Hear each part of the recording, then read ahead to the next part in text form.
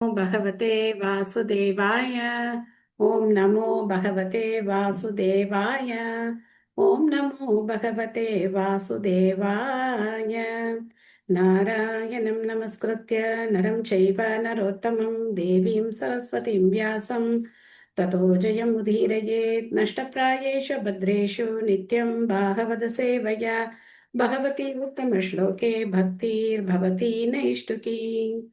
निगमकल्पतरोर्गलितं फलं सुखमुखातमृतद्रवसंयुतं पिबत भागवतं रसमालयं मुहुरहो रसिका भुवि भावुकाः। ॐ अज्ञानातिमिरान्धस्य ज्ञानाञ्जनशलाकया चक्षुरुन्मिलितं येन तस्मै श्रीगुरवे नमः। श्रीचैतन्यमनोभीष्टं स्थापितं येन भूतले स्वयं रूपः कदा माह्यं ददाति स्वपदान्तिकम्। वन्देऽहं श्रीगुरो श्रीयुतपदकमलं श्रीगुरून् वैष्णवांश्च श्रीरूपं साग्रजातं सहगण रघुनाथान्वितं तं सजीवं साद्वैतं सावधूतं परिजनसहितं कृष्णचैतन्यदेवं श्रीराधा कृष्णपादान् सहगण ललिता श्रीविशाखान्वितांश्च। हे कृष्ण करुणा सिन्धो दीनबन्धो जगत्पते गोपेश गोपिका कान्त राधा कान्त नमोऽस्तु ते। तप्त काञ्चन गौराङ्गी राधे वृन्दावनेश्वरी वृषभानुसुते देवी प्रणमामि हरिप्रिये। वाञ्छाकल्पतरुभ्यश्च कृपा सिन्धुभ्य एव च पतितानां पावनेभ्यो वैष्णवेभ्यो नमो नमः। नमो ॐ विष्णुपादाय कृष्णप्रेष्ठाय भूतले श्रीमते भक्तिवेदान्त स्वामिन्गिति नामिने। नमस्ते सारस्वते देवे गौरवाणी प्रचारिणे निर्विशेष शून्यवादी पाश्चात्य देशतारिणे। जय श्री कृष्ण चैतन्य प्रभु नित्यानंद श्री अद्वैत गदाधर श्रीवासादि गौर भक्त वृंद। हरे कृष्णा कृष्ण कृष्णा हरे हरे हरे राम राम राम हरे हरे। मूकं करोति वाचालं पङ्गुं लङ्घयते गिरिं यत्कृपातमहं वन्दे श्रीगुरुं दीनधारिणं प्रमानन्दं माधवं श्रीचैतन्यम् ईश्वरम्। कदाचन स्मृते यस्मिन् दुष्करं सुकरं भवेत् स्मरेति प्रीतं स्यात् श्रीचैतन्यं नमामिथम्। हरिः ओम् तत्सत्। हरे கிருஷ்ணா. நேத்து நம்ம பார்த்த பாகவதத்துல இருந்து ஏதாவது ஞாபகம் இருக்கா, சொல்லலாமா?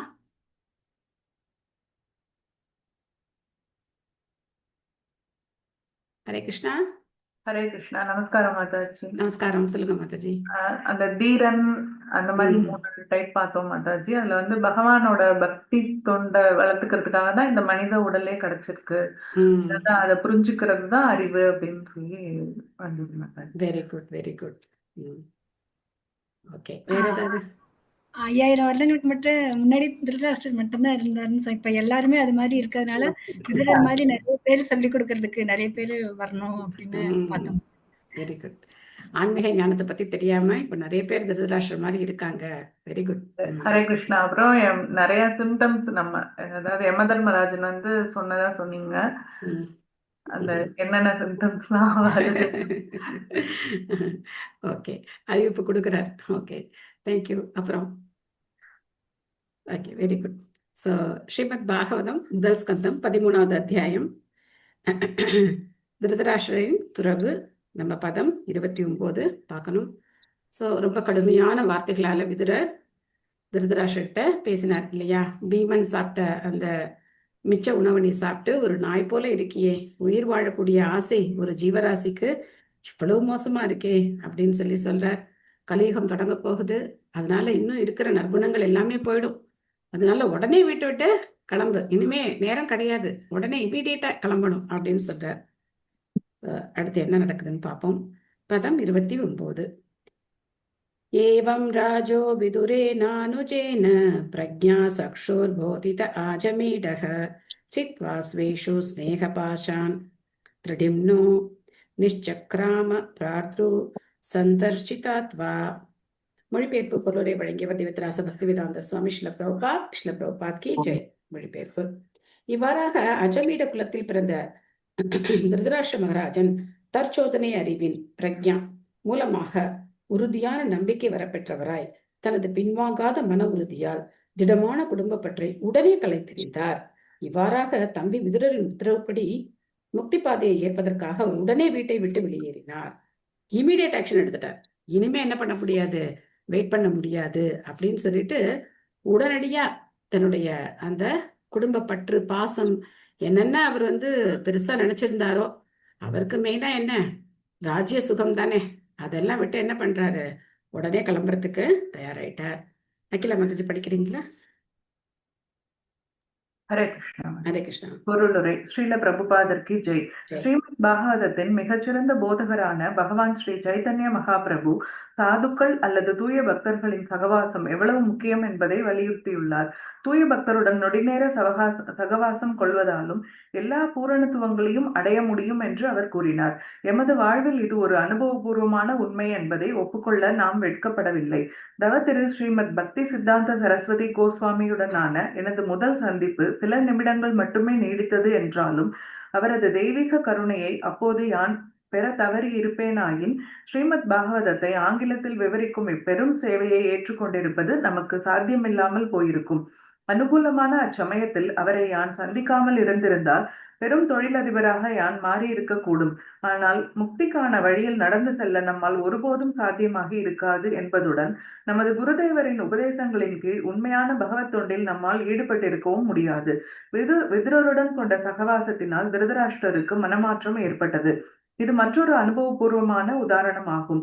திருதராஷ்டிர மகாராஜன் அரசியல், பொருளாதாரம் மற்றும் குடும்ப பற்று ஆகிய பௌதிக விவகாரங்களில் இறுக்கமாக பின்னி பிணைந்திருந்தார். இத்திட்டங்களில் வெற்றி பெற தன்னால் இயன்ற அளவு அவர் முயன்று பார்த்தார். ஆனால் துவக்கத்திலிருந்து முடிவு வரை அவர் ஏமாற்றத்தை மட்டுமே கண்டார். வாழ்வில் பெரும் தோல்வியை அவர் சந்தித்த போதிலும் பகவானின் தூய பக்தரான விதுரரின் சக்தி வாய்ந்த உபதேசங்களால் தன்னுணர்வு பாதையில் அவர் பெரும் வெற்றி அடைந்தார். விதுரர் ஒரு சாதுவுக்கு நல்ல உதாரணமாக இருந்தார். எனவே சாதுக்களுடன் மட்டுமே சகவாசம் கொண்டு மற்ற எல்லா சகவாசத்தையும் விலக்கிவிட வேண்டும் என்று சாஸ்திரங்கள் உத்தரவிடுகின்றன. இப்படி செய்வதால் பௌதிக பந்தத்தை வெட்டி வீழ்த்தக்கூடியவரான ஒரு சாது பேசுவதை கேட்பதற்கு அதிகமான வாய்ப்பு கிடைக்கும். ஜட உலகில் உள்ள அனைத்தும் நிலையான உண்மை போல் காணப்பட்டாலும் அடுத்த வினாடியே கடலில் தோன்றும் நுரையை போல் அல்லது ஆகாயத்தில் உள்ள மேகத்தை போல் மறைந்து போகின்றன. மேகங்களால் மழை பொழிகிறது. மழையால் தற்காலிகமான பல பயிர் பச்சைகள் தோன்றுகின்றன. எனவே ஆகாயத்தில் உள்ள மேகம் உண்மையானதாகவே காணப்படுகிறது. ஆனால் முடிவில் மேகம், மழை, ஆகாயமும் அதில் உள்ள பல வகைப்பட்ட ஒளிரும் பொருட்களும் என்றென்றும் நிலைத்திருக்கின்றன. அதே போலவே ஆகாயத்துடன் ஒப்பிடப்படும் பரமசத்தியம் என்றும் நிலைத்திருக்கிறது. ஆனால் நிலையற்ற மேகத்தை போன்ற மாயை தோன்றி மறைகிறது. முட்டாள் ஜீவன்கள் நிலையற்ற மேகத்தால் கவரப்படுகின்றனர். ஆனால் புத்திசாலிகள் நித்தியமான மேகத்துடனும் அதில் உள்ள உட்பொருட்களுடனும் அதிக நாட்டம் கொண்டவர்களாக உள்ளனர். ஹரே கிருஷ்ணா. தேங்க்யூ மாதாஜி. ஹரே கிருஷ்ணா. தேங்க்யூ மாதாஜி. மாதாஜி, அப்படி ஒரு கொஸ்டின் கேட்டுடலாமா? எஸ் கேளுங்க. இல்ல, மேகம் நிலையற்றதுன்னு சொல்லியிருக்காங்க, அடுத்த லைன்ல நித்தியமான மேகத்துடனும் சொல்லியிருக்காங்களே, அது புரியல. டிஸ்கஸ் பண்ணுவோம். ஓகே. ஸோ நேற்று தான் நம்ம பிரபுபாதருடைய ஆன்மீக குருவை பத்தி நம்ம கொஞ்சம் பார்த்தோம் இல்லையா? பிரபுபாதர் தன்னுடைய ஆன்மீக குருவை அவருடைய 22வது வயசுல சந்திச்சார். அப்போ அவருடைய நண்பர் அவரை ரொம்ப வற்புறுத்தி கூப்பிட்டு போனதுனால தான் அவர் போனார். பக்தி சித்தாந்த சரஸ்வதி தாக்கூரை சந்திக்கிறதுக்காக போனார். ஸோ அப்படி போன உடனேயே பக்தி சித்தாந்த சரஸ்வதி தாக்கூரார் அவரை பார்த்த உடனே சொன்னார், நீங்க ஏன் ஆங்கிலத்துல கிருஷ்ண பக்தியை பிரச்சாரம் பண்ணக்கூடாது அப்படின்னு சொன்னார். ஸோ ஒரு நிகழ்ச்சியை பார்த்த உடனே பிரபுபாதருக்கு என்ன ஞாபகம் வருது? தன்னுடைய ஆன்மீக குருவுடைய ஞாபகம் வருது. விதுரர் எப்படி திருதராஷ்டிரருக்கு உபதேசம் பண்ணாரோ அந்த மாதிரி என்னுடைய வாழ்க்கையில என்னுடைய ஆன்மீக குருவான தவ திரு பக்தி சித்தாந்த சரஸ்வதி கோசாமி மகாராஜரை நான் பார்க்கல அப்படின்னு சொன்னா இன்னொரு கட்டளையும் சொல்லியிருக்காரு. முதல் கட்டளை நீ பிரச்சாரம் பண்ணணுங்கிறது. 2வது கட்டளை உனக்கு பணம் கிடைக்கும் போதெல்லாம் புஸ்தகங்களை அச்சிட்டு வெளியிடணும் அப்படிங்கிற கட்டளையை சொல்லியிருக்காரு. ஸோ அப்போ இந்த ஸ்ரீமத் பாகவதத்துல ஏன்னா ஆங்கிலத்துல போய் பிரச்சாரம் பண்ணணும் அப்படின்னா நமக்கு அந்த பிரச்சாரம் பண்றதுக்கான பொருள் வேணும் இல்லையா? எதை வச்சு பிரச்சாரம் பண்ண முடியும்? நமக்கு ஆதாரம் பகவத்கீதையும் பாகவதமும் தான். மற்ற ஆச்சாரியர்களுடைய வியாக்கியானங்கள் எல்லாமே சமஸ்கிருதத்துல தான் இருக்கு. அதனால ரொம்ப அவசியம் என்னன்னா ஆங்கிலத்துல அந்த வியாக்கியானங்கள் ஆங்கிலத்துல வரணும். அப்பதான் மேலை நாடுகள்ல போய் அந்த மொழியில பிரச்சாரம் பண்ண முடியும். அவங்க லாங்குவேஜ் இருந்தாதான் அவங்களால அதை புரிஞ்சுக்க முடியும். திடீர்னு சமஸ்கிருதத்துல வச்சு நம்ம என்ன பண்ண முடியாது, பிரச்சாரம் பண்ண முடியாது. இந்தியாலேயே சமஸ்கிருதத்தை வச்சு பிரச்சாரம் பண்ண முடியாது, மேல் நாடுகளை பத்தி என்ன சொல்றது.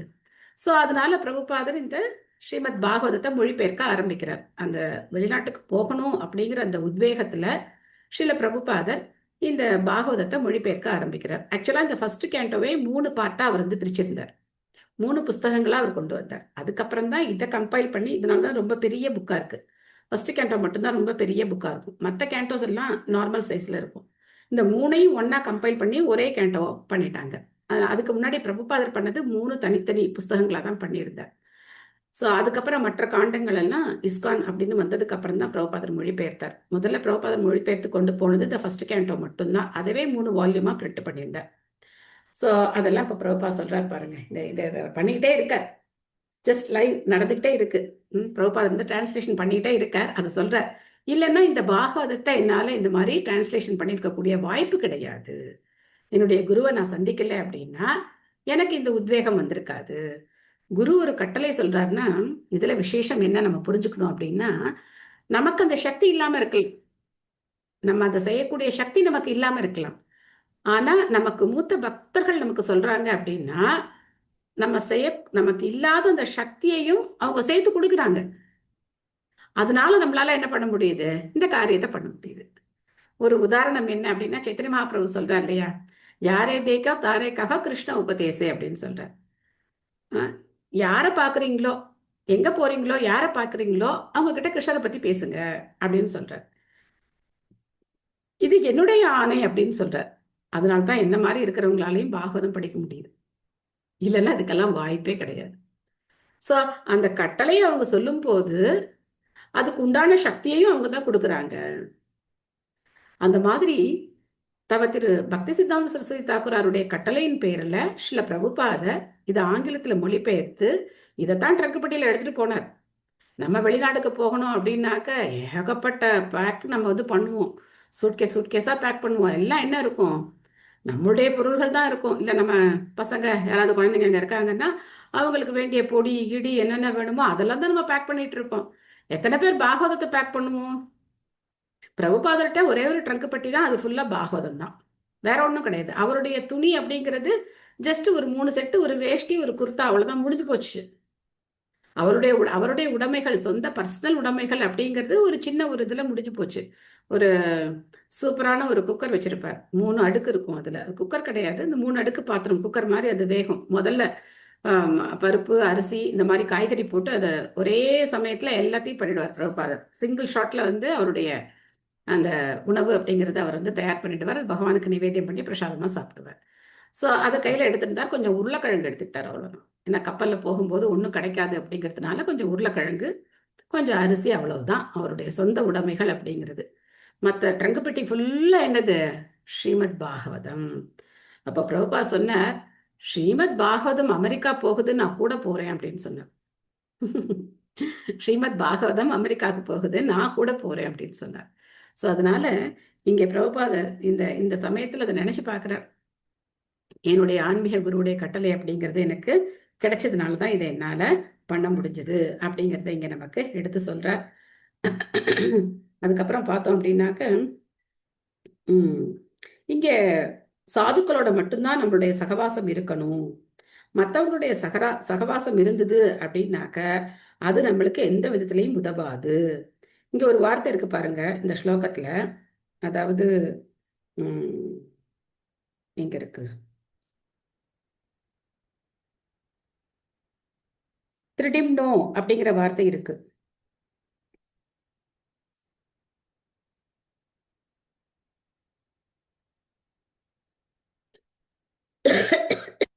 கொஞ்சம் கூட அவர் வந்து அதை பத்தி என்ன நினைச்சுக்கல.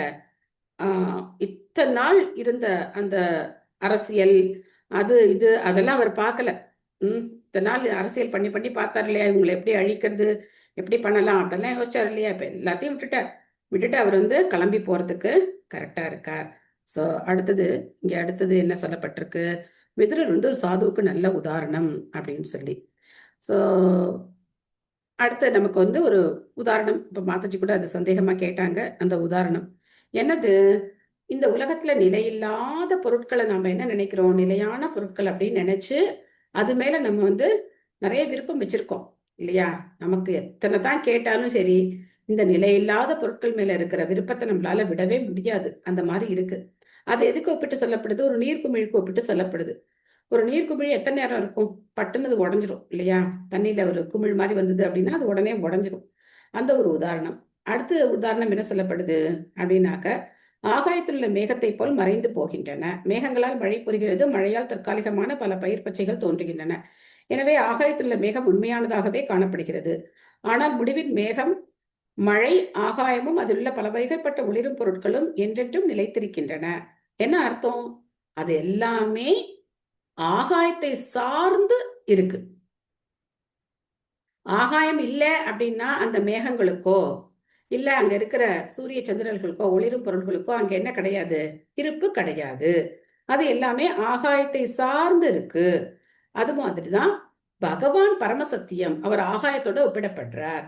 அவரை சார்ந்துதான் மற்ற எல்லா பொருட்களும் இருக்கு. சோ பகவானை தவிர்த்து நாம அனுபவிக்கணும்னு நினைக்கிறோம் இல்லையா? அதுதான் என்னது, தவறு. அதுதான் தவறு. அதனால பகவானை சம்மந்தப்படுத்தி நாம அந்த பொருட்களை உபயோகிக்கும் பொழுது அதுக்கு நிரந்தரமான நித்தியமான தன்மை கிடைக்குது. இல்ல அப்படின்னா அது எந்த காஸ்ட்லியான பொருளா இருந்தாலும் சரி, அதுக்கு எந்த உபயோகமும் கிடையாது. புரிஞ்சுதா மாதாஜி? ஓகே. சோ சாதாரணமா ஹரே கிருஷ்ணா. சாதாரணமா நம்ம வந்து நிலையற்ற மேகத்தால் கவரப்படுகின்றனர். ஆனா புத்திசாலிகள் நித்தியமான மேகத்துடன் அதில் உள்ள உப பொருட்களுடன் அதிக நாட்டம் கொண்டவர்களாக உள்ளனர். அப்படின்னா என்ன அர்த்தம் அப்படின்னாக்க, நீங்க பிரபுபாதர் இங்கிலீஷ்ல என்ன கொடுத்திருக்கிறார் பார்க்கலாம். Foolish living beings are attracted to the temporary cloud, but intelligent men are more concerned with the eternal sky with all its variegateness. Sky அப்படிதான் கொடுத்திருக்கார். ஆகாயம் அப்படிதான், இந்த வார்த்தை தான் அங்க இருக்கணும். அது ரொம்ப முக்கியமான ஒரு விஷயம். புத்திசாலிகள் நித்தியமான ஆகாயத்துடனும் அதில் உள்ள உப பொருட்களுடன் அதிக நாட்டம் கொண்டவர்களாக உள்ளனர்.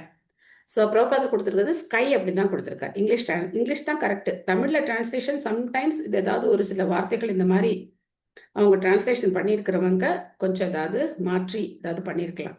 பார்த்தீங்களா? Similarly the absolute truth which is compared to the sky remains eternally and the temporary cloud like illusion comes and goes away. Foolish living beings are attracted by the temporary cloud, but intelligent men are more concerned with the eternal sky with all its variegateness. So அந்த மேகம் இருக்கிற இடத்த ஆகாயம் அப்படின்னு நம்ம தாராளமா மாத்திக்கலாம். நித்தியமான ஆகாயத்துடனும் அதில் உள்ள உப பொருட்களுடனும் அதிக நாட்டம் கொள்கின்றனர். தேங்க்யூ மாதாஜி, நல்ல சந்தேகம் கேட்டீங்க.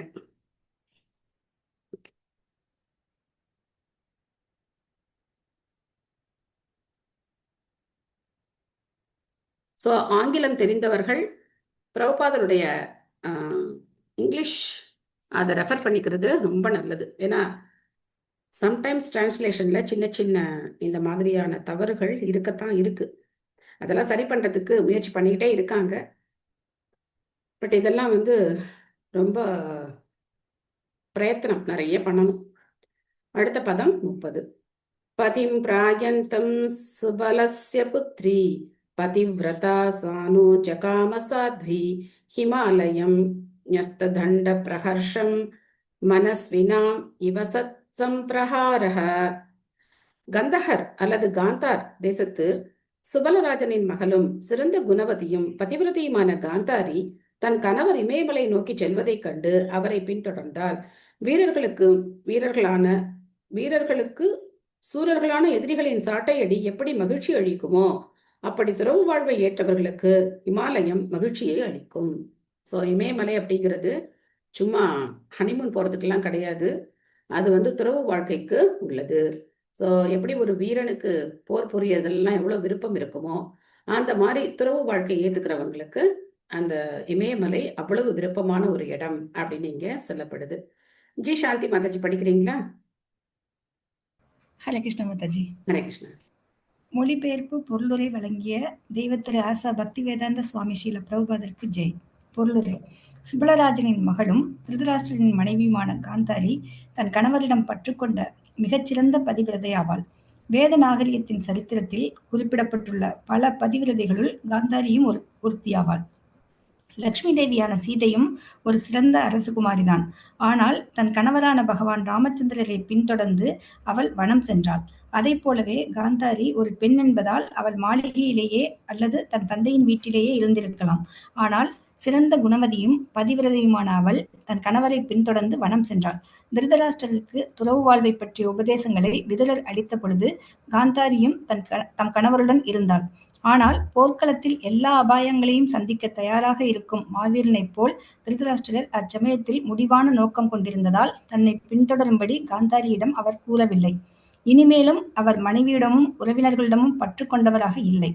திருதராஷ்டிரர் தனியாக செல்ல முடிவு செய்தார். ஆனால் பதிவிரதையான காந்தாரியும் கடைசி வரை அவரையே பின்தொடர்வதென தீர்மானித்தார்.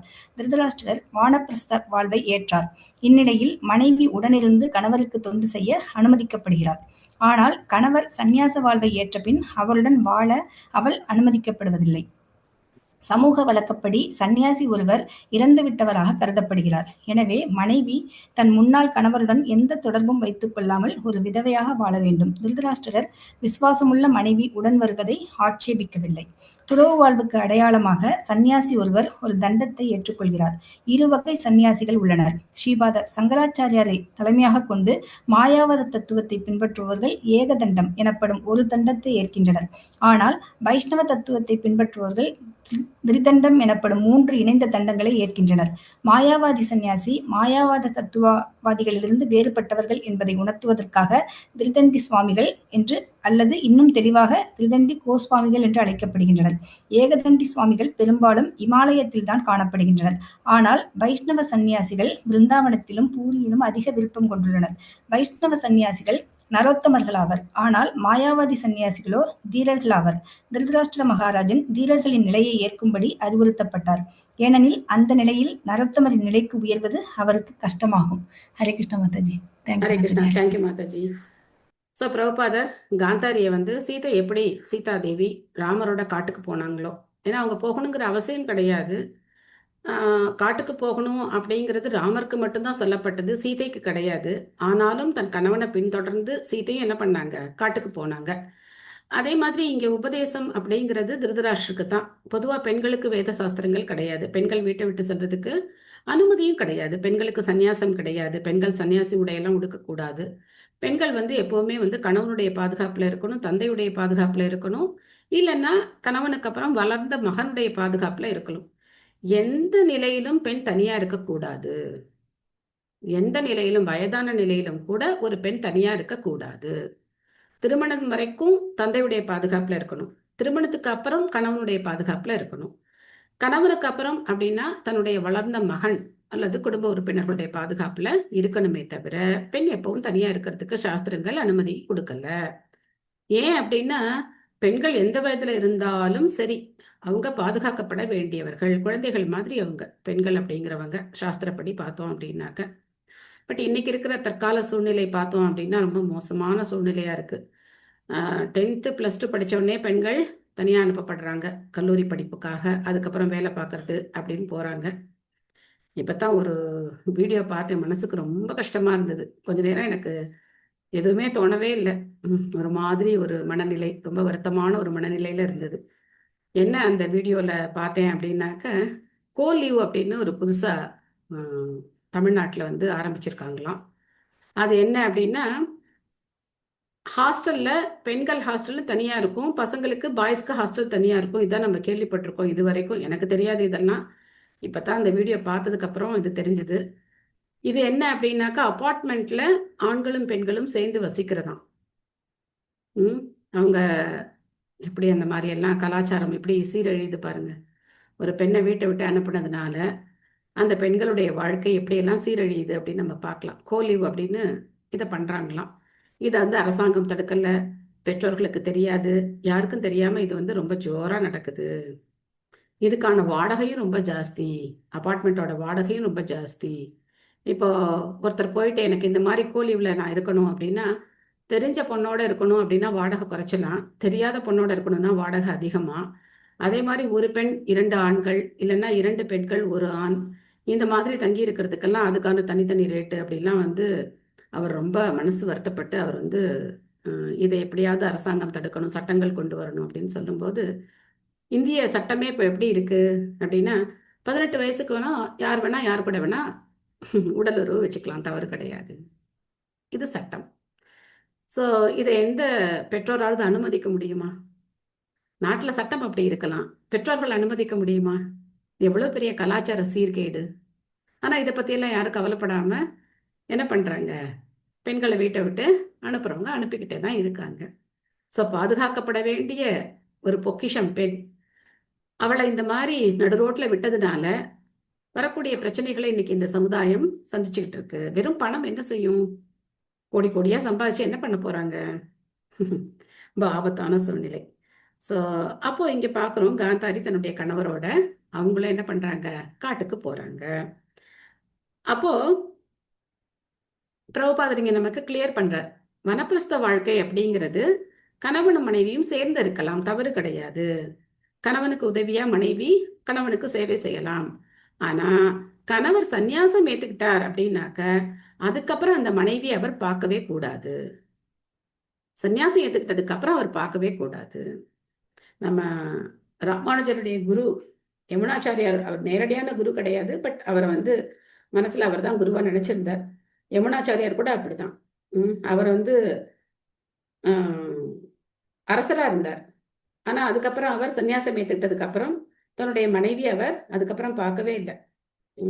ஸோ பிரபுபாதரும் அதான் பண்ணார். அதுக்கப்புறம் சன்னியாசத்துக்கு அப்புறம் குடும்ப வாழ்க்கையில மகன்கள் வந்து பார்க்கலாம், குழந்தைகள் பார்க்கலாம், ஆனா மனைவி வந்து அவர் கணவனை பார்க்கறதுக்கு அனுமதி கிடையாது. சைத்தன்ய மகாபிரபுவும் இதை ரொம்ப உறுதியா கடைபிடிச்சார். ஏன்னா சைத்தன்ய மகாபிரபு இளம் வயது சன்னியாசி, அவருக்கு 24 வயது இருக்கும்போது சன்னியாச வாழ்க்கையை அவர் ஏத்துக்கிட்டார். அதுக்கப்புறம் தன்னுடைய மனைவியை அவர் சந்திக்கவே இல்லை. அம்மாவை பார்த்தார், அம்மா வந்து பார்த்தாங்க, சச்சி மாதா பார்த்தாங்க, பட் விஷ்ணுபிரியா தேவி சைத்தன்ய மகாபிரபு அதுக்கப்புறம் சந்திக்கிறதுக்கான வாய்ப்பே கிடையாது. ஸோ அது ரொம்ப முக்கியமான ஒரு விஷயம். சன்னியாசம் ஏற்றுக்கிட்டு மற்ற பெண்களோட தொடர்பு வச்சுக்கிறது, அதுக்கப்புறம் மனைவியை பார்க்கறது, இதெல்லாம் வந்து ரொம்ப ஆபத்தான ஒரு விஷயம்.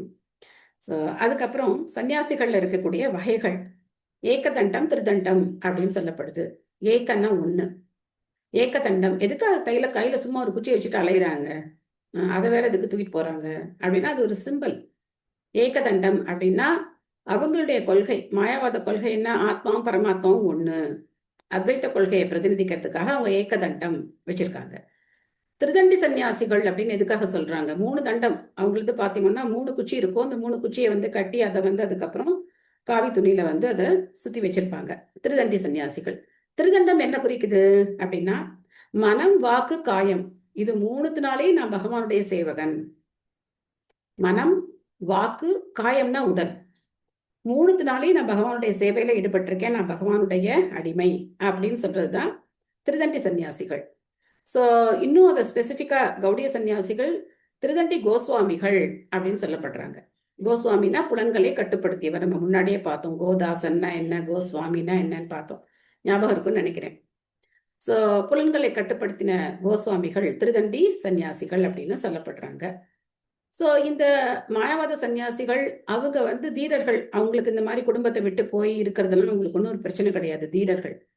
பட் திருதண்டி சன்னியாசிகள் பகவானுடைய சேவகர்கள், தொண்டர்கள், அவர்கள் நரோத்தமர்கள், மனிதர்களில் சிறந்தவர்கள். வெறுமை நான் சன்னியாசம் வாங்கிக்கிட்டு நான் போய் இமயமலையில உட்காந்துக்கிறதுனால யாருக்கு என்ன நன்மை இருக்கு? யாருக்கும் ஒரு நன்மையும் கிடையாது. பட் இந்த வைஷ்ணவ சன்னியாசிகள் மக்களோட மக்களா இருந்து அவங்களுக்கு பகவானை பத்தி என்ன பண்றாங்க, போதிக்கிறாங்க. ரொம்ப முக்கியமான விஷயம். பிரச்சாரம் பண்றதுங்கிறது ரொம்ப ரொம்ப முக்கியமான விஷயம். எனக்கு கிருஷ்ணரை தெரியும், நான் படிச்சிருக்கேன் அப்படின்னு சொல்லிட்டு நம்ம பாட்டுக்கு உட்கார்ந்துருந்தோம் அப்படின்னாக்க எப்படி எனக்கு ஒருத்தர் சொல்லி கொடுத்தாரோ அந்த மாதிரி நம்ம 4 பேருக்கு சொன்னா தானே அவங்களுக்கு தெரியும் இல்லையா? அதனால இதை பண்றது வந்து வைஷ்ணவர்கள் இதை வந்து இந்த காரியத்தை பண்றாங்க. அதுலயும் இஸ்கான் வந்து இதை ரொம்ப தீவிரமா கையில வச்சு இந்த பிரச்சார பணிகளை அவங்க வந்து பண்றாங்க. ஸோ இப்போ திருதராஷ்டிரரை பொறுத்த வரைக்கும் அவர் நரோத்தமரா ஆக முடியாது, ஒரு தூய பக்தரா அவரால் ஆக முடியாது. நம்ம போன ஸ்லோகத்திலே பார்த்தோம் தீரர்னா யாரு, அதுக்கப்புறம் அடுத்த நிலையும் நம்ம பார்த்தோம். அதுக்கு அடுத்த நிலை யாரு அப்படின்னாக்க நரோத்தமா அப்படின்னு நம்ம பார்த்தோம். அதனால உயர்ந்த பக்தருடைய நிலைக்கு இப்ப திருதராஷ்டிரால வர முடியாது. அவர் ஒரு தீரரைத்தான் மாற முடியுமே தவிர ஒரு சிறந்த பக்தரா அவரால வர முடியாது. அஜாத சத்ருஹு கிருத மைத்ரோ ஹுதாக்னி பிப்ரான்னத்வா திலகோ பூமி ருக்மைஹி கிரகம் பிரவிஷ்டோ குருவந்தனாய நச்சாபஸ்யத் பிதரோ சௌபலீம் ச. எதிரியே இல்லாத யுதிஷ்ட மகாராஜன் சூரிய தேவனை வணங்கி பிராமணர்களுக்கு தானியங்கள், பசுக்கள், நிலம் மற்றும் தங்கம் ஆகியவற்றை அளித்து அவர்களை வணங்கி தமது சந்தியாவந்தனத்தையும் அக்னிஹோத்திரத்தையும் முடித்துக் கொண்ட பின் வயது முதிர்ந்தவர்களை வணங்குவதற்காக அரண்மனைக்குள் பிரவேசித்தார். ஆனால் அவரது மூத்த இளைய தந்தையர்களையும் சுபல மகாராஜனின் மகளான அவரது பெரியம்மாவையும் அங்கு காணவில்லை. ஸோ காலம்புற யுதிஷ்ட மகாராஜருடைய ரொட்டீன் பாத்தீங்களா என்ன இருக்குன்னு? என்ன பண்றார்? சூரிய தேவனை வணங்குறார். உடனே பிராமணர்களுக்கு தானியங்கள், பசுக்கள், நிலம், தங்கம் இதெல்லாம் தானம் கொடுக்க அவங்கள வணங்குறார். அதுக்கப்புறம் தன்னுடைய சந்தியாவந்தனத்தை பண்றார், அக்னிஹோத்திரத்தை பண்றார். நம்ம பார்த்தோம் இல்லையா டெய்லி அக்னிஹோத்திரம் பண்ணணும் அப்படின்னு. எப்ப பார்த்தோம்? இதை பத்தி டிஸ்கஸ் பண்ணோம். நம்ம என்ன டிஸ்கஸ் பண்ணோம்? என்னாச்சு? எல்லாரும் மறந்து போயாச்சா? துவாரகையில கிருஷ்ணர் வந்து டெய்லி பண்ணுவாரு அக்னிஹோத்திரம். ஓகே, பட் நம்ம ரிலவெண்டா பார்த்தோமே. கிருஷ்ணர் பண்ணாரு, இங்க யுதிஷ்ட மகாராஜர் பண்றாரு. ரெகுலரா நம்ம மங்களாரத்தி காலையில பண்ணுவோம். நம்ம பார்த்தோம் இல்லையா 5 விதமான யாகங்கள் நம்ம டெய்லி பண்றோம்னு பார்த்தோம் இல்லையா? ஈஸியா மறந்து போயிட்டீங்களே. நான் இப்ப சொன்னேன்ல டெய்லி நம்ம அக்னிஹோத்திரம் எல்லாம் பண்ணணும், பட் நம்மளால இப்போ முடியாது. இதெல்லாம் நமக்கு பண்றதுக்கு இப்போ வழி கிடையாது. பட் யார் ஒருத்தர் கிருஷ்ண பக்தியில ஈடுபட்டு டெய்லி காலம்பரை பகவானுக்கு மங்களார்த்தி பண்றது, நாம ஜபம் பண்றது, அதுக்கப்புறம் பிரசாத விநியோகம் பண்றது, பகவானுக்கு நைவேத்தியம் பண்றது, இதனால நம்ம அந்த பஞ்ச யஜ்யங்களையும் நம்ம பண்றோம் அப்படின்னு பார்த்தோம் இல்லையா? எவ்வளவு டீட்டெயிலா பார்த்தோம். ஓகே, ஸோ இந்த மாதிரி யுதிஷ்ட மகாராஜர் அக்னிஹோத்திரம் பண்றார். அதுக்கப்புறம் என்ன பண்றாரு? வீட்டுல பெரியவங்களை விழுந்து நமஸ்காரம் பண்றதுக்காக அவங்கள தேடி போறார். இதெல்லாம் இந்த குழந்தைங்களுக்கு சொல்லி கொடுக்கணும். பெரியவங்களும் பெரியவங்க மாதிரி இருக்கணும், அப்பதான் அந்த குழந்தைங்க நமஸ்காரம் பண்ணுவாங்க. நம்மளும் ஒரு ஜீன்ஸ் டிஷர்ட் போட்டு அலைஞ்சிட்டு இருந்தோம்னா நம்மள யாரும் நமஸ்காரம் பண்ணுவாங்க? அதெல்லாம் பண்ண மாட்டாங்க. ஸோ பெரியவங்க மாதிரி எப்பவுமே இருக்கணும், அந்த அந்த பக்குவத்தோட இருக்கணும். இல்ல மாட்டாஜி, அப்படி நம்ம சொன்னாலுமே அவங்களுக்கு வந்து அந்த கால்ல வேணும்ன்றது வந்து அது ஏதோ பெரிய இது மாதிரி குற்றம் மாதிரி இருக்கு மாதாஜி. நம்ம என்ன பண்ணணும்னா நம்ம பெரியவங்க காலை நம்ம விழுந்து அவங்களுக்கு காட்டணும். அது நான் மோஸ்ட்லி எங்காவது போனோம்னா யாராவது இருந்தாங்கன்னா அவங்க காலில் உடனே விழுங்க, ஆசீர்வாதம் பண்ணி. தாத்தா வீட்டுக்கு பாட்டி வீட்டுக்கு போனேன்னா உடனே அவங்க காலில் விழுறது அப்படி பண்ணுவோம். இப்ப ரெகுலரா டெய்லியும் பண்ண சொல்றாங்க ஒருத்தர். அந்த மாதிரி பண்ணணும்னா அவங்களுக்கு கஷ்டமா இருக்கு, டெய்லியும் விழணுமா அப்படிங்கிற மாதிரி. அதான் நம்ம பகவான் முன்னாடி விழுந்து வணங்கினா ஆக்ஷன் வந்து நம்ம பண்ற செயல்கள் ரொம்ப சிறப்பா இருக்கும். வார்த்தைகளை விட நம்மளுடைய செயல்கள் அவங்க மனசுல பதியும். இப்போ ஒரு உதாரணத்துக்கு எல்லாம் சொல்லுவாங்கல்ல, +2 படிக்கிற பசங்களை வச்சுக்கிட்டு டிவி பார்க்காத அப்படின்னு சொல்லிட்டு போன் பார்க்காத அப்படின்னு சொல்லிட்டு நம்ம போன் பார்க்க கூடாதுன்னு சொல்லுவாங்க இல்லையா?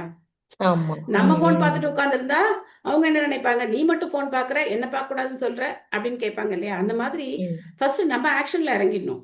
யாருக்காவது எதையாவது சொல்றதுக்கு முன்னாடி நம்ம அதை பிராக்டிஸ் பண்ணிடணும். நம்ம பிராக்டிஸ் பண்றதை பார்க்கும்போது ஆட்டோமேட்டிக்கா ஓகே, ஒரு நாள் பண்ணுவாங்க, உடனே பண்ணிடுவாங்கன்னு சொல்ல முடியாது. ஏன்னா நம்ம சரியான பாதைக்கு இப்பதானே கொஞ்சம் கொஞ்சம் வர்றோம். அதனால அப்போ இப்போ ஒரு பக்தரை பார்த்தா உடனே நமஸ்காரம் பண்ணணும். பக்தர்களை பார்த்தா வாஞ்சகல்பத்ருபிய கிருபா சிந்துபே வச்சபதிதானாம் பாவனேபியோ வைஷ்ணவேபியோ நமோ நமக அப்படின்னு சொல்லி நமஸ்காரம் பண்ணணும். அந்த மாதிரி ஆன்மீக குரு, மூத்த பக்தர்கள் இவங்களெல்லாம் பார்த்தா நம்ம நமஸ்காரம் பண்ணணும். வீட்டுல பெரியவங்க அவங்க கிட்ட நம்ம ஆசீர்வாதம் வாங்கிக்கணும்.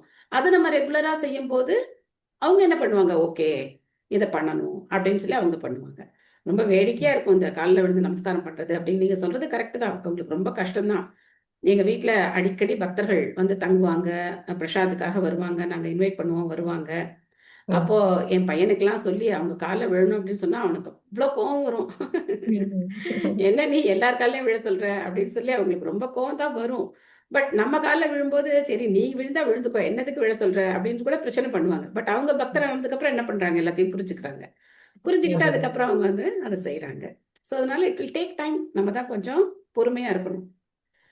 ஓகே. ஸோ இந்த மாதிரி அவர் போய் நமஸ்காரம் பண்ண போனா அங்க யாரையுமே காணோம் இல்லையா?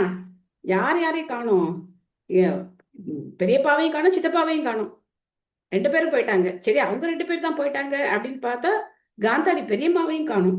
இப்ப அவருக்கு எப்படி இருக்கும்? ரொம்ப ஷாக்கிங்கா இருக்கு. விமலா தேவி மாதாஜி படிக்கிறீங்களா? ஹரே கிருஷ்ண மாதாஜி. ஹரே கிருஷ்ணா. மாதாஜி, முன்னாடி படிச்சதுல திருதராஷ்டிரர் பக்தராக முடியாது, வீரராகத்தான் ஆக முடியும்னு சொன்னீங்க. அது ஒண்ணும் புரியலையே மாதாஜி. ஏன் அவர் பக்தராக முடியாது அப்படின்னாக்க, ரொம்ப வயசு வீணாக்கிட்டாரு அதனாலங்களா? இல்ல இல்ல இல்ல இல்ல பகவத்கீதையில பகவான் சொல்றார், மரண தருவாயில ஒருத்தர் நினைச்சா கூட அவங்க உயர்ந்த கதி அடையலாம் அப்படின்னு சொல்றார். பட் இங்க திருதராஷ்டிரர் என்ன பண்ணிட்டார் அப்படின்னா, பக்தர்களுக்கு நிறைய அபராதம் பண்ணிட்டார் இல்லையா? பாண்டவர்களுக்கு எவ்வளவு அபராதம் பண்ணிட்டார். அவர் எப்படி பகவான் ஏத்துப்பார்? தன்னுடைய பக்தனுக்கு இவ்வளவு அபராதம் பண்ணியிருக்கார். அவராலே இந்த அபராதங்களால என்ன பண்ண முடியாது? பகவானுடைய நாமத்தை சொல்ல முடியாது. பக்தர்களுக்கு அபராதம் பண்ணோம் அப்படின்னாக்க நமக்கு நாமத்துல இருக்கிற டேஸ்ட் போயிடும், பக்தி தொண்டுல இருக்கிற டேஸ்ட் போயிடும். ஆமா, என்ன எல்லாம் பண்றாங்க, எல்லாம் இதேதான் அப்படிங்கிற மாதிரி ஒரு மனநிலைக்கு நம்ம தள்ளப்படுவோம். சாதாரண மனுஷங்க தான். எல்லாத்தையும் குறை இருக்கு, இவங்ககிட்டையும் குறை இருக்கு. குறைய பார்க்க ஆரம்பிச்சோம் அப்படின்னாக்க நம்மகிட்ட இருக்கிற பக்தியும் என்ன போயிடும்? ஓட்டமா ஓடி போயிடும். பக்தி தேவி நம்ம கூட இருக்க மாட்டாங்க. ஸோ அதனால திருதராஷ்டிரர் பண்ண அபராதங்கள்லாம் பார்த்தோம் அப்படின்னு, பக்தர்களுக்கு பண்ற அபராதங்கள் பல விதத்துல இருக்கு. 3 விதத்துல இருக்கு. ஒண்ணு மனசுனால பண்ணக்கூடியது. மனசுனால இப்போ ஒருத்தரை பார்த்தோன்னே வந்துட்டாங்களா அப்படின்னு நினைச்சோன்னு வச்சோ, அது ஒரு அபராதம். பக்தரை பார்த்து நம்ம சந்தோஷப்படல, ஆமா இவங்களுக்கு ஒரு வேலை இல்லை இப்போ வந்துட்டாங்க அப்படின்னு நினைச்சோன்னா அது ஒரு அபராதம். அதே மாதிரி இது என்ன பண்றோம்? மனசுனால பண்றோம். மனசுனால பண்ணக்கூடிய வெளியிட நம்ம காட்டிக்கல இல்லையா? ஆனா வார்த்தைகளால அபராதம் பண்றது அடுத்தது நிலை. இது மனசுனால பண்றது முதல் நிலை. அடுத்து வார்த்தைகளால பண்றது. வார்த்தைகளால எப்படி பண்ணுவோம் அப்படின்னாக்க, அவங்க சொல்லும்போது அஸ்ரத்தையா இருக்கிறது, அதுக்கப்புறம் எதிர்த்து பேசுறது, அவங்க சொல்றதை செய்யாம இருக்கிறது, இதெல்லாம் நம்ம வார்த்தைகளால பண்ணக்கூடிய அபராதம். 3வது என்ன அப்படின்னா உடலால பண்ணக்கூடிய அபராதம். பக்தர்களை அடிக்கிறது, பக்தர்களை ஏதாவது ஒரு விதத்துல துன்புறுத்துறது, இது எல்லாமே திருதராஷ்டிரர் பண்ணாரா இல்லையா?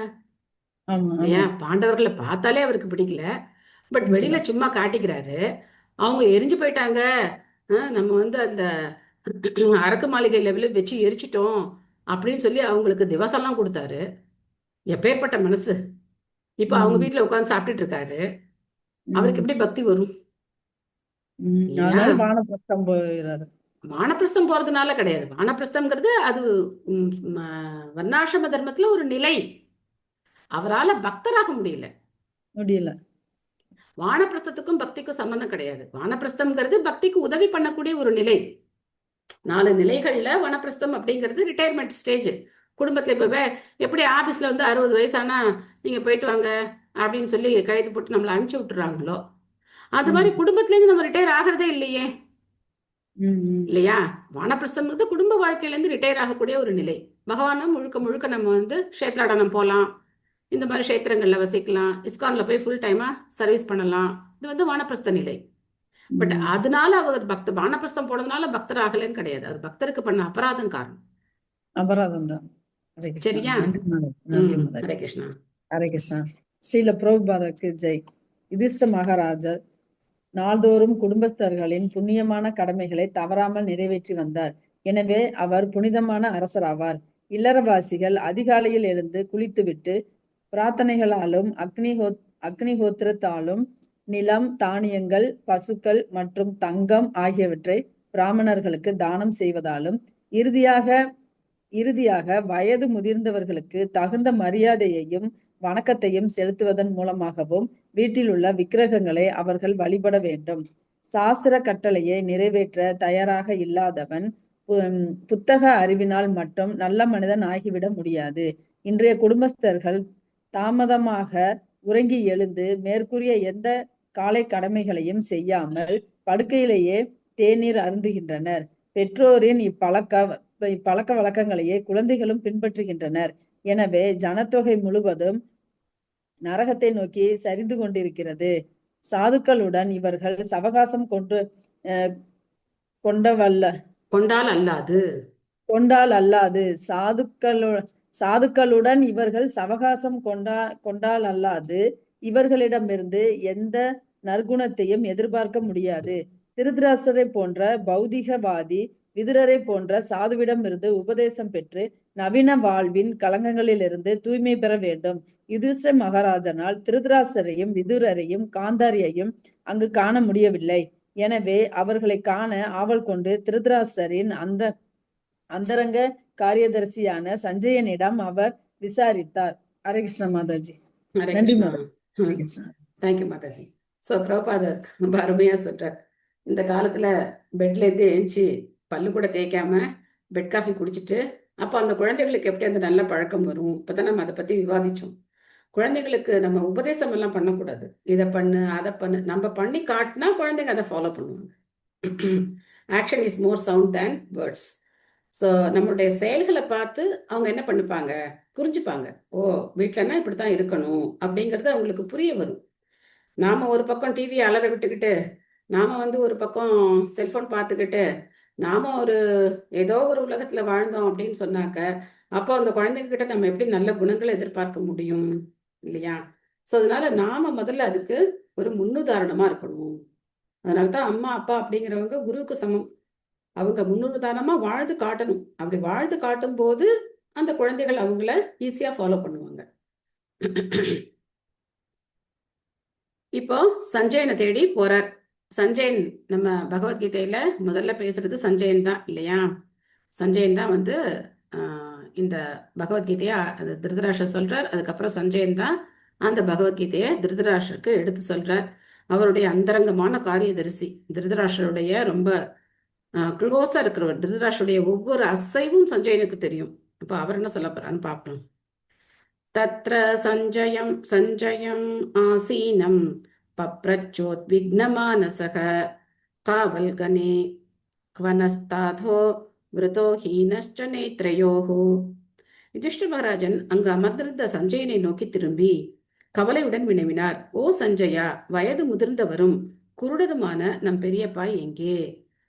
இவருக்கு வயசாயிடுச்சு, ஏற்கனவே கண்ணும் தெரியாது, எங்க போயிருப்பாங்க அப்படின்னு சொல்லி சஞ்சயன்கிட்ட கேட்கிறார். ஏன்னா சஞ்சயனுக்கு தெரியாம திருதராஷ்டிரர் எந்த ஒரு காரியத்தையும் செய்ய மாட்டார்.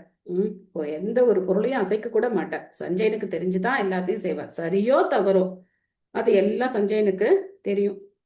அதனால சஞ்சயன் கிட்ட இவர் கேட்கிறார். அம்பாச்ச ஹத புத்திரார்த்த பித்ருவ்யக கதசுஹ்ருத் அபிமை அக்ருத பிராக்ஞே ஹத பந்துஹு சபார்யயா அசம்சமானக சமலம் கங்காயாம் துக்கிதோபதத். மொழிபெயர்ப்பு. என் அனலின் அக்கறை கொண்டிருந்த சிற்றப்பா விதுரரும் மகன்களின் மரணத்தால் பெரும் துன்பத்திற்கு ஆளாகியிருந்த பெரியம்மா காந்தாரியும் எங்கே? என் பெரியப்பாவான திருதராஷ்டர் அவரது எல்லா மகன்களும் பேரன்களும் மரணமடைந்ததால் அதிக வருத்தத்திற்கு உள்ளாகி இருந்தார். நான் மனதிற்கு பிடிக்காதவன் ஆகிவிட்டேன் என்பதில் சந்தேகமில்லை. எனவே என் குற்றங்களை பெரிதாக எடுத்துக்கொண்டு மனைவியுடன் அவரும் கங்கையில் மூழ்கினாரா? கடைசியில பழிய தூக்கி எது மேல போட்டுக்கிறார்? தன் மேல போட்டுக்கிறார். ஓ, நான் தான் காரணம், எல்லாரையும் கொண்டுட்டு இப்படி உட்கார்ந்துருக்கேனே, அவருடைய மகன்களை கொண்டுட்டேன், பேர பசங்களை கொண்டுட்டேன், குடும்ப உறுப்பினர்கள் எல்லாரையும் நான் கொண்டுட்டேன். என்கிட்ட எப்படி அவங்க சந்தோஷமா இருக்க முடியும்? என்னோட எப்படி அவங்க இருக்க முடியும்? அதான் காரணம். அதனால என்ன பண்ணிட்டாங்க, கங்கையில போய் மூழ்கிட்டாங்க போல இருக்கு, இந்த துக்கம் தாங்க முடியாம அப்படின்னு சொல்லி எல்லா பழியையும் தம்மேல போட்டுக்கிறார். சித்ரா மாதாஜி படிக்கிறீங்களா?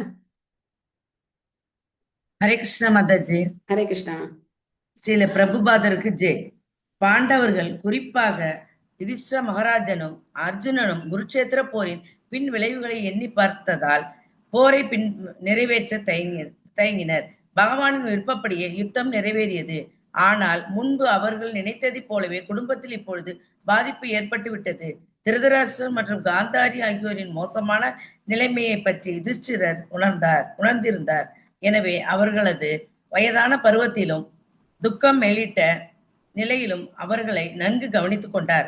ஆகவே அரண்மனையில் அவர்களை காணாத பொழுது இயல்பாகவே அவருக்கு சந்தேகம் எழுந்தது. கங்கையில் மூழ்கி இறந்திருப்பார்களோ என்று எண்ணினார். தந்தையற்ற பாண்டவர்களுக்கு திருதராஷ்டிர மகாராஜன் எல்லா ராஜரீகமான வசதிகளையும் அளித்திருந்தார்.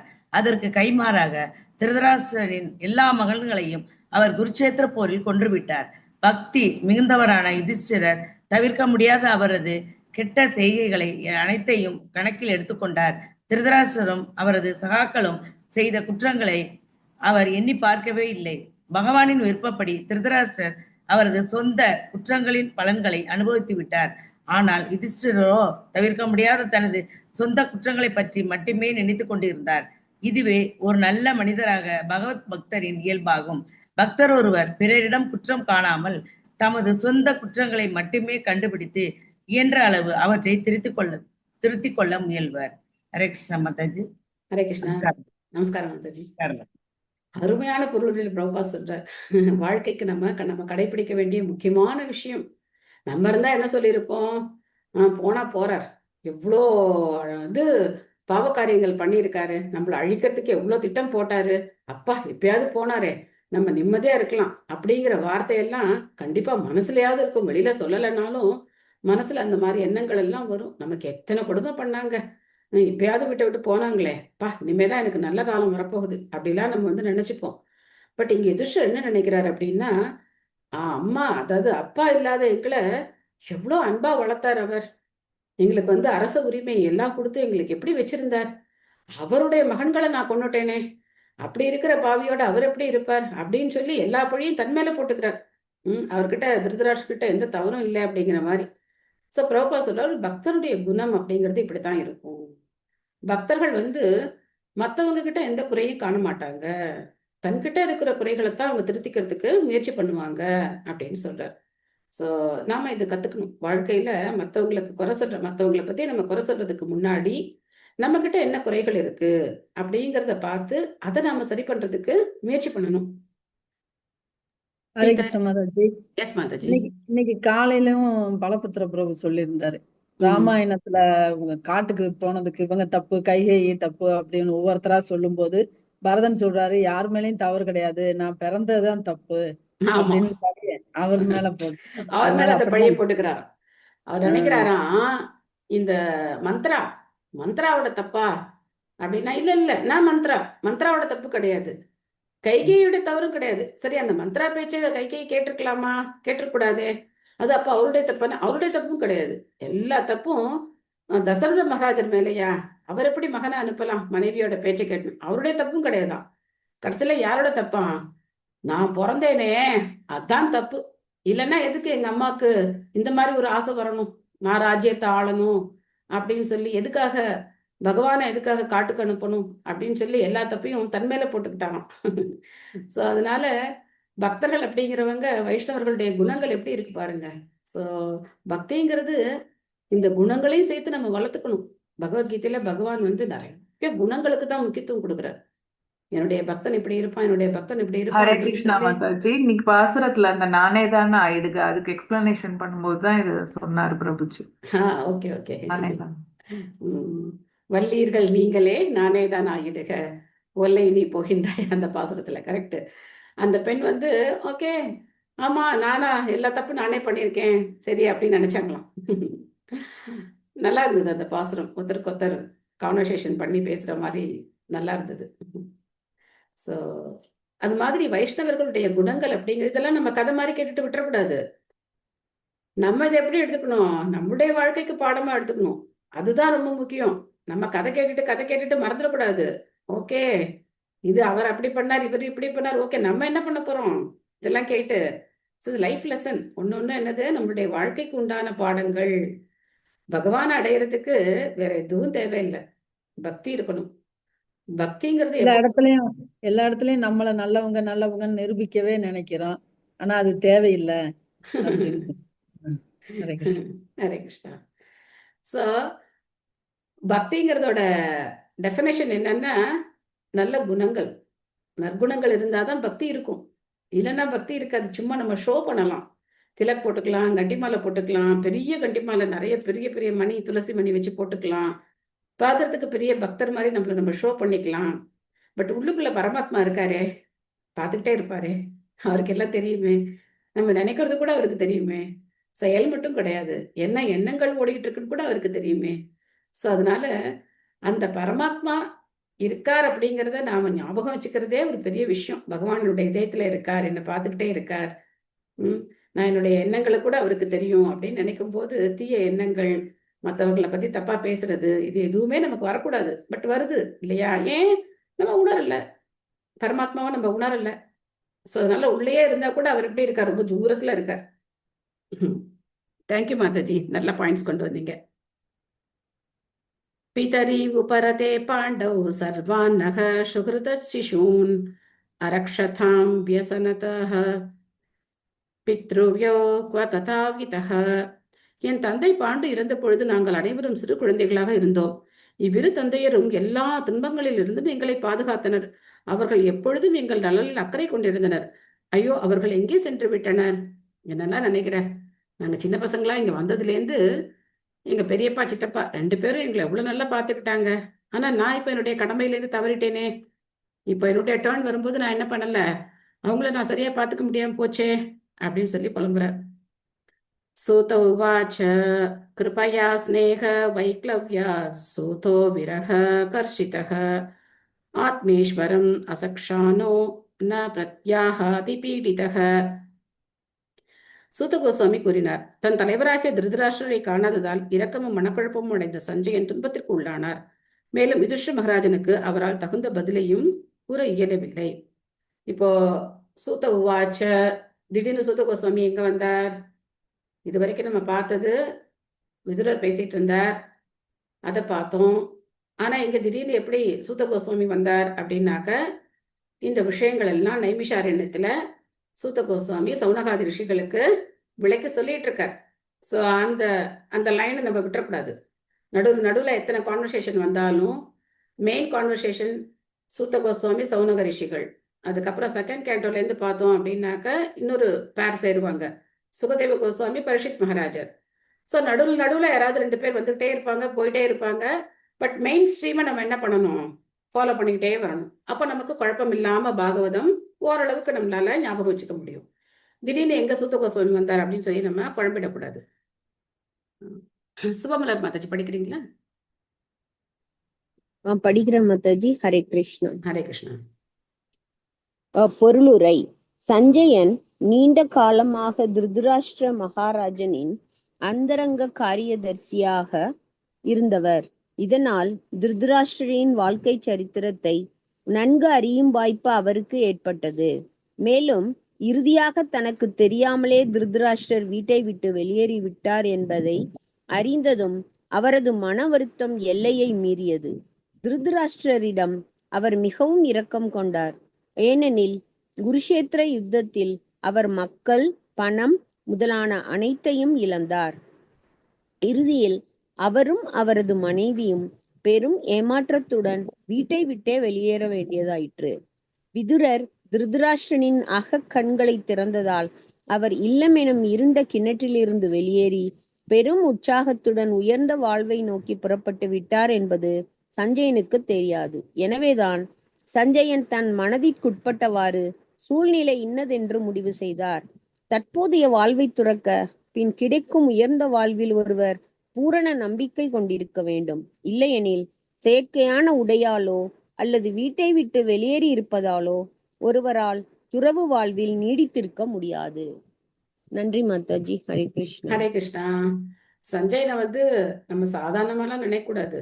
சஞ்சயன் ரொம்ப ஒரு சிறந்த ஒரு வைஷ்ணவர், வியாசருடைய ரொம்ப ஒரு அற்புதமான ஒரு சிஷ்யர். வியாசருடைய கருணையினால அவருக்கு அந்த வரம், அவர் உட்கார்ந்த இடத்துல இருந்து அவரால் குருட்சேத்திர யுத்தத்தில் நடக்கிற விஷயங்களை பார்க்க முடிஞ்சது. அது மட்டும் இல்லாம அவர் எஸ் பாஸ் மாதிரி ஆள் கிடையாது. இவர் தானே நம்மளை பராமரிக்கிறார், அதனால இவர் சொல்றதுக்கெல்லாம் எஸ் எஸ் எஸ் எஸ் தலையாட்டுவான். அந்த மாதிரி ஆள் கிடையாது சஞ்சயன். உண்மையை உறக்க எடுத்து சொல்லக்கூடியவர். அதுக்கு ஒரே அத்தாட்சி என்னன்னா, பகவத்கீதையினுடைய கடைசி ஸ்லோகம் எப்படி முடிக்கிறார் சஞ்சயன்? எத்ர யோகேஸ்வர கிருஷ்ணா. சொல்லுங்க மாதாஜி. எத்ர யோகேஸ்வர கிருஷ்ணா எத்ர பார்த்தோதனுர்தரஹ தத்ர ஸ்ரீ விஜயோ பூதிர் த்ருவா நீதிர் மதிர்மஹ. மதிர் மம அப்படி மதிர் முடிக்கிறார். மம. எத்திர யோகேஸ்வர கிருஷ்ணோ, யோகிகளின் இறைவனான பகவான் ஸ்ரீ கிருஷ்ணர் எங்க இருக்கிறாரோ, எத்திர பார்த்தோ தனுர்தரக, வில்லாலியான பார்த்தன் அர்ஜுனன் எங்க இருக்கிறாரோ அங்க என்ன இருக்கும்? தத்ர ஸ்ரீ விஜயோ பூதிர் திருவாநீதிர், இதெல்லாம் இருக்கும். ஸ்ரீ அப்படின்னாக்க புகழ், அழகு, செல்வம் எல்லாமே சொல்லலாம். அதுக்கப்புறம் நீதி இருக்கும், வலிமை இருக்கும், நியாயம் இருக்கும் அப்படின்னு சொல்லி முடிக்கிறார். அப்பனா என்ன அர்த்தம்? இதுக்கு என்ன அர்த்தம்? இப்படி சொல்லி முடிக்கிறாருன்னா என்ன அர்த்தம்? பாண்டவர்கள் தான் பாண்டவர்கள் தான் ஜெயிக்க போறாங்க. நீ தோக்கத்தான் போற, உன்னுடைய திட்டம் தவிடுபடி ஆக போகுது. சோ எந்த பிஏவாவது முதலாளி கிட்ட இதை சொல்ல முடியுமா?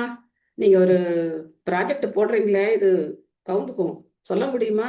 சொல்ல முடியாது. என்ன வேலையை விட்டு போன்றுவான். நீ இதை சரி பண்றதுக்கு என்ன பண்ணணுமோ அது பண்ணு அப்படிம்பாங்க. தைரியமா சொல்றாரு, எத்திர யோகேஸ்வர கிருஷ்ணோ எத்திர பார்த்தோ தனுர்தரக தத்ர ஸ்ரீர் விஜயோ பூதிர் துருவாநீதிர் மதிர் மம அப்படிங்கிறது என்னுடைய கருத்து. தாராளமா சொல்றாரு, இது என்னுடைய அபிப்பிராயம், தான் நடக்கும் அப்படின்னு சொல்றாரு. எங்க கிருஷ்ணர் இருக்காரோ, எங்க வில்லாலியான அர்ஜுனன் இருக்காரோ, அங்கதான் வெற்றி, நியாயம், வலிமை எல்லாமே இருக்கும் அப்படின்னு சொல்றாரு. சோ அந்த மாதிரியான ஒரு காரியதரிசி சஞ்சயன். பல தடவை சஞ்சயன் கூட திருதராஷ்டிரருக்கு இந்த உபதேசங்கள்லாம் பண்ணியிருக்கார். பட் அவர் கேட்க மாட்டார். பட் இவங்களுக்குள்ள அந்த பாண்டேஜ் எல்லாம் பார்த்தோம் அப்படின்னாக்க நம்மளால அதை புரிஞ்சுக்க முடியாது. இப்ப நம்ம சொல்றோம், இவர் கேட்கல அப்படின்னாக்க அவன் போய் இவர் யார் வேலை பார்ப்பா அப்படின்னு நம்ம பாட்டுக்கு வேற இடத்துக்கு போயிடுவோம். பட் அவங்க எல்லாம் அப்படி கிடையாது. அந்த ஒரு உறுதியான ஒரு விசுவாசத்தோட அவங்க என்ன பண்றாங்க இருக்காங்க. அதே சமயத்துல உண்மைகளையும் அவங்க எடுத்து சொல்லாம இல்லை, உண்மைகளையும் அவங்க எடுத்து சொல்றாங்க. சோ அதெல்லாம் அந்த காலத்துடைய மனநிலை. இப்ப இருக்கிற கலியுகோட மென்டாலிட்டி வச்சு நம்மளால இதெல்லாம் மேட்ச் பண்ணி பார்க்க முடியாது, ரொம்ப கஷ்டம். சோ அதுக்காக இவர் என்ன செய்யறாரு அப்படின்னா, அவருக்கு நல்லா தெரியும் திருதராஷ்டிர பத்தி. அவருக்கு ஒவ்வொரு அசைவையும் அவரால் கணிக்க முடியும். அவர் எவ்வளவு வருத்தமா இருந்தார் அப்படின்லாம் பார்க்க முடியும். அப்படி இருக்கும்போது அவருக்கே தெரியாம இவர் எப்படி போனார் அப்படின்னு சொல்லி அவருக்கு ரொம்ப கஷ்டமா இருந்தது. பட் பிதருடைய இந்த அட்வைஸ் பண்ணதெல்லாம் அவர் கேட்கல. அப்போ சஞ்சயன் அங்க இல்ல போல இருக்கு, அதனால அவர் கேட்கல. இங்க பிரபுபாதர் சொல்ற, ஒருத்தர் வீட்டை விட்டு வெளியில போறார் அப்படின்னாக்க உயர்ந்த நோக்கமா இருக்கணும், ரொம்ப ஒரு உயர்ந்த நோக்கத்தை அடையறதுக்காக இருக்கணும். பிரபா சொல்ல, நான் என்னுடைய குழந்தைகளை விட்டுட்டு வந்தேன், ஆனா எனக்கு ஏகப்பட்ட குழந்தைங்க கிடைச்சிட்டீங்க. என்னுடைய சிஷ்யர்களை, தன்னுடைய சிஷ்யர்கள் எல்லாத்தையும் தன்னுடைய குழந்தைகளா நினைச்சார். எனக்கு ஏகப்பட்ட குழந்தைங்க கிடைச்சிட்டீங்க. எனக்கு எங்க அம்மா கிடையாது, எனக்கு ஏகப்பட்ட தாய் கிடைச்சிட்டாங்க. தன்னுடைய பெண் சிஷ்யர்களை எல்லாம் தன்னுடைய தாயா பார்த்தார். எல்லாரும் எனக்கு தாய் அப்படின்னு சொல்லி பார்த்தார். அந்த மாதிரி பகவானுடைய உபதேசம், பகவானை பத்தி சொல்லும் போது அந்த உயர்ந்த நோக்கத்துக்காக அவர் வீட்டை விட்டு வெளியேறி சன்னியாசம் ஏத்துக்கிட்டார். மற்றபடி வெளிப்புறமா ஆடை மாற்றுறதுனாலோ இல்லைன்னா நம்ம வீட்டை விட்டு வெளியில போறதாலோ பெரிய பயன் ஒன்றும் கிடையாது அப்படின்னு நம்ம இங்க பாக்குறோம். ஓகே. விம்ருஜ்யாஸ்ரூணி பாணிப்யாம் விஷ்டப்யாத்மானமாத்மனா அஜாத சத்ரும் பரத்யூஷே பிரயோபாதவ் அனுஸ்மரன். முதலில் அவர் மெதுவாக தன் மனதை புத்தியால் சமாதானப்படுத்தினார். பிறகு கண்ணீரை துடைத்துக் கொண்டு தன் தலைவரான திருதராஷ்டிரன் பாதங்களை சிந்தித்தவாறு யுதிஷ்டிர மகாராஜனுக்கு பதிலளிக்க துவங்கினார். சோ அப்ப கூட பாருங்க, தன்னுடைய எஜமானுடைய பாதங்களை தன்னுடைய மனசுல நினைச்சுக்கிட்டு அவர் யுதிஷ்டிர மகாராஜனுடைய கேள்விகளுக்கு பதில் சொல்ல போறாராம். சோ சஞ்சயன் என்ன பதில் சொல்ல போறார் அப்படின்னு சொல்லி நாம நாளை பார்க்கலாம். உங்களுக்கு ஏதாவது சந்தேகங்கள், கேள்விகள், கருத்துக்கள் ஏதாவது இருக்கா?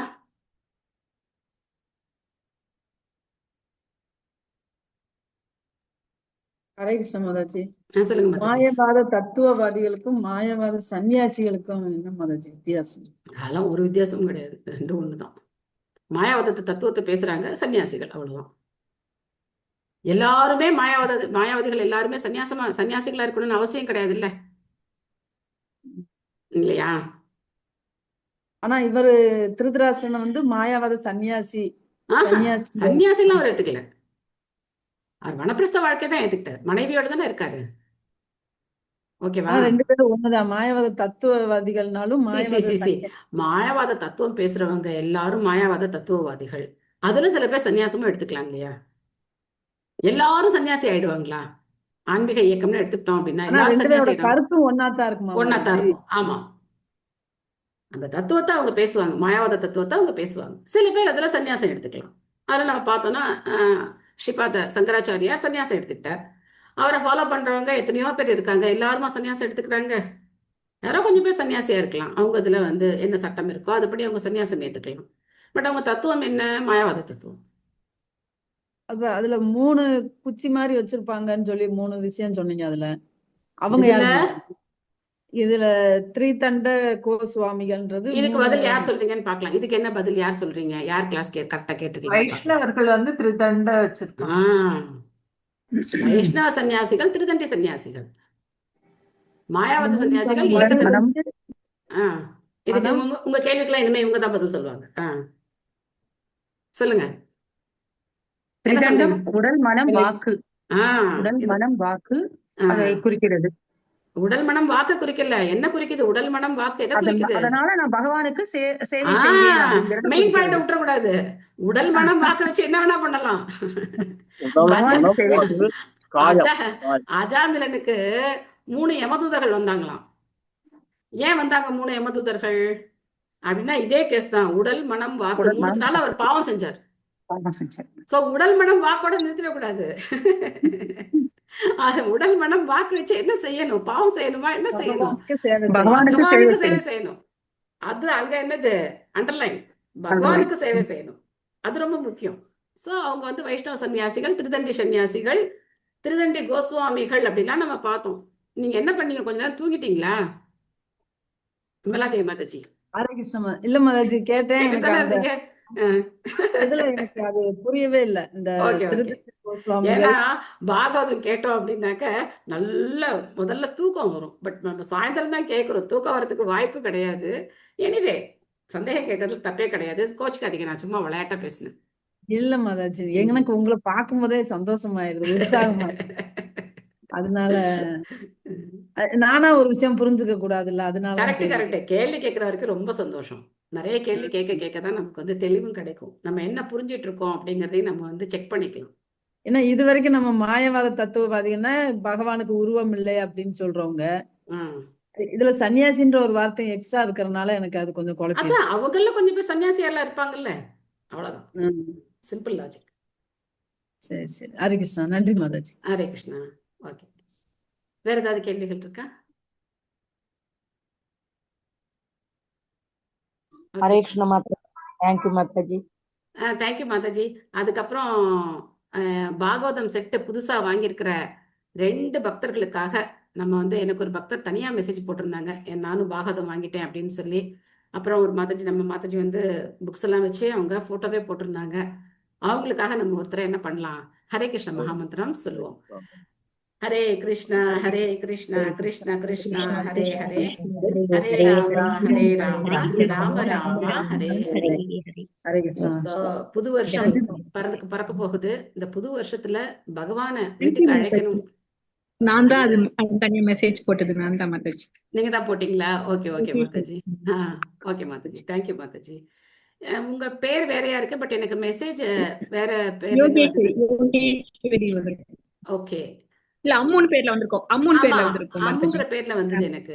சோ எனக்கு அந்த மாதிரி யாரும் இங்க தெரியலையே அப்படின்னு சொல்லி நான் கொஞ்சம் யோசிச்சுட்டு இருந்தேன். சரிங்க மாதாஜி. நான் மாதாஜி. ஓகே ஓகே, ரொம்ப சந்தோஷம் மாதாஜி. இது மாதிரி பாகவதம் இல்லாத எல்லாரும் பாகவதம் வாங்கி பகவான் அவங்க வீட்டுக்கு வரவழைச்சு என்ன பண்ணணும்?